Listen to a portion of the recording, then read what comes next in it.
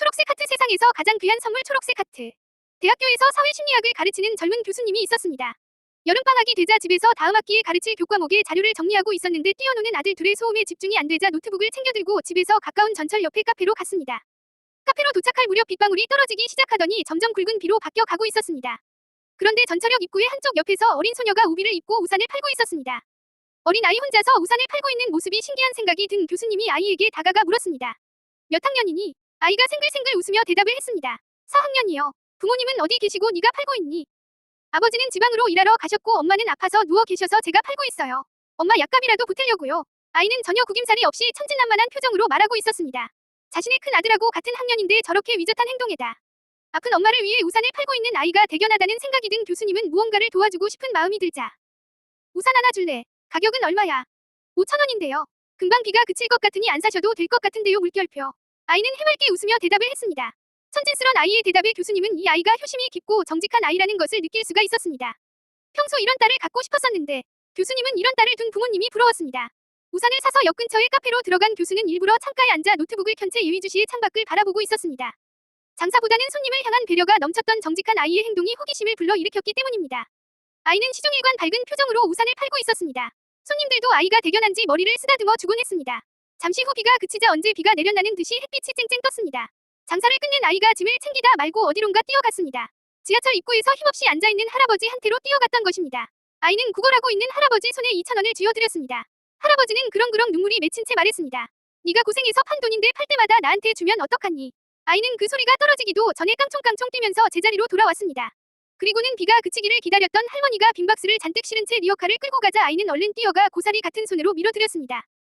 잠깐 동안에 벌어진 일이었지만 어린 나이에 어른을 공경할 줄 알고 자신의 소중한 것을 어려운 이웃에게 베풀어 드릴 줄 아는 아이의 선행을 보게 된 교수님은 마음속에 작은 감동이 밀려오고 있었습니다. 그러자 교수님은 그동안 살아오면서 세상에 대하여 불신감으로만 가득 찼던 위심이란 물음표. 가소녀의 행동을 통하여 세상은 아직도 아름답다는 것을 깨닫게 됐고 어느새 따뜻한 느낌표로 바뀌어가고 있었습니다. 늦장마가 무섭다고 다음 날에도 비가 내렸습니다. 서재에서 서류를 정리하고 있던 교수님은 그 아이가 오늘도 우산을 잘 팔고 있는지 궁금한 생각이 들었습니다. 교수님은 빵과 우유를 사들고 아이가 있는 곳으로 갔습니다. 아이는 교수님을 알아보고는 똑같이 밝은 표정으로 반가워했습니다. 교수님이 빵과 우유를 건네주며 배가 고플 텐데 먹으라고 하자 아이는 공손하게 머리를 숙이며 고맙습니다. 인사를 하고는 곧바로 건네받은 빵과 우유를 들고 어디론가 뛰어갔습니다. 바로 그 할아버지 한테로 뛰어갔던 것입니다. 할아버지 배가 고프실 텐데 이것 좀 드세요. 아이는 직접 우유를 따고 빵 봉지를 뜯어내서 공손히 할아버지께 드렸습니다. 할아버지가 맛있게 드시는 모습을 바라본 아이는 해맑게 웃으며 돌아왔습니다. 교수님이 아이에게 물었습니다. 너도 배가 고팠을 텐데 그냥 먹지 그랬어. 아이는 환하게 웃으며 대답을 했습니다. 저는 늦게 밥을 먹었어. 괜찮아요. 저보다는 저 할아버지가 배가 고프셔서 더 필요하실 것 같거든요. 어른보다 더 위젓하게 대답하는 아이의 눈망울이 너무나 맑게 보였습니다.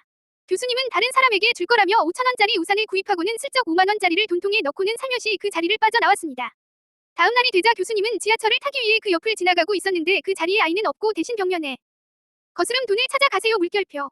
라는 내용과 함께 아이의 전화번호가 적혀있는 종이가 비닐우에 쌓인 채 벽에 붙어 있었습니다. 며칠 후 그날 또 비가 내렸는데 교수님은 그 옆을 지나가고 있었습니다. 힐끗 돌아보니 아이는 손님에게 우산을 팔고 있었습니다. 언제나 그렇듯이 밝고 맑은 표정으로 설마 기억을 못하겠지 했는데 아이가 교수님을 알아보고는 반갑게 뛰어와 인사를 했습니다. 안녕하셨어요. 그리고는 꼼꼼하게 비닐에 싼 45,000원이 담긴 봉투를 교수님에게 정중하게 전해드렸습니다. 아저씨 지난번에 50,000원짜리를 5,000원인 줄 알고 잘못 주신 것 같아요. 환한 웃음과 함께 거스름 돈을 건네주는 아이는 마치 날개 없는 천사와 같아 보였습니다. 교수님은 아이를 살며시 끌어안고 말했습니다. 그것은 천사인 너에게 주고 싶은 세상에서 가장 귀한 아저씨의 선물이란다. 하늘에서 떨어지는 빗방울이 교수님과 아이를 포근하게 감싸주고 있었습니다. 세상에서 가장 귀한 선물은 어린 아이와 같은 자신보다는 다른 사람이 더 필요할 것 같다는 따뜻한 마음과 말이 아닐까요? 정직한 사람의 손길은 솜처럼 포근하지만 자신이 가진 소중한 것을 남에게 아낌없이 전해주는 손길은 따뜻하다 못해 뜨겁습니다.